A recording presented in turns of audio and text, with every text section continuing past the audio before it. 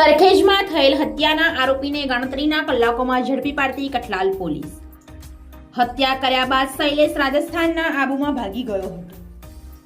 બાતમીના આધારે કઠલાલ પોલીસ અને ખેડા એલસીબીના સંયુક્ત ઓપરેશનથી આરોપીને દબોચી લીધો।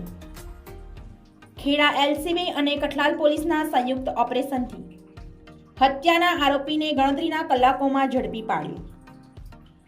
આરોપીએ વચ્ચે રહી એક વ્યક્તિને વ્યાજે રૂપિયા અપાવ્યા હતા।